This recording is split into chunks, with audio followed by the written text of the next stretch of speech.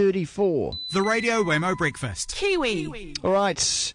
The big day out has been announced this morning. I think it's a little bit later than what they would normally announce the lineup for the big day out, but it has been announced that it'll be ceremony in Auckland City. Sam Collins is over there now, where I think people are sort of celebrating, I suppose, some of the acts that are going to be playing. G'day there, Sam.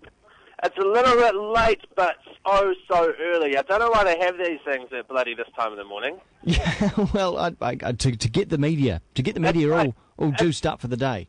It's like no one's got any excitement here. You know, we've got these huge bands being announced, and everyone's like, "Oh, it's a bit too early. Can I have a coffee and a croissant, please?" Yeah, this is true. Yeah. Well, I mean, what are people excited about? I mean, can you run through the headliners first of all? The headliners, so we are Kiwi FM, but let's give a little bit of love to the people that will be drawing in the biggest crowds, we have to say. Yeah. And I reckon the biggest one, and actually they headlined the fastest selling big day out ever just a few years ago, and that is Tool. Tool are making their way over from the US, which is going to be huge, I think. I think they will probably sell a lot of tickets again, you know. Yeah. I think, what did Campbell Smith say? Keeping West Auckland happy since 1994.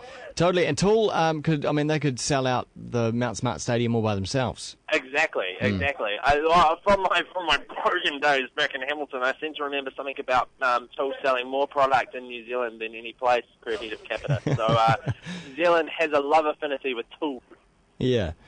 What else? What else we got there? Well, Rammstein's probably another big one. You've got Iggy Pop and the Stooges coming back. Right. They've got they've got a very cool series this year. They're calling the Classic Album Series, and Primal Screamer coming along to play Screamadelica live, which I think there'll be a few people excited about out there. Wow, what an iconic album. Yeah, exactly. And also, She Had are going to jump in there as well. And fresh off the back of their shows they were just doing around New Zealand and Australia, they're going to be playing the General Electric live as well. So Golly. that's going to be two pretty huge days. And Campbell has also let it slip that She Had will be in their usual spot of 6 p.m. on the main stage. So Which just turns the whole stadium into a massive big party. That's cool. Just seething sort of mass of people jumping around there, and just sort of, I think that for me is always the turning point in the big day out. Once you see She Hard on that main stage, it's like, let's get into party mode. Yeah, totally. Other big ones are the LCD sound system. They're coming, and there's rumours that will be their last ever tour, the Big Day Out 2011 tour. So if you want to see them live, head along.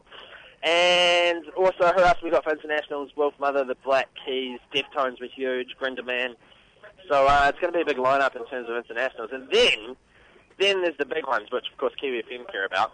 And what do we got for New Zealand bands? You've got the Naked and Famous on there. You've got 660 on there.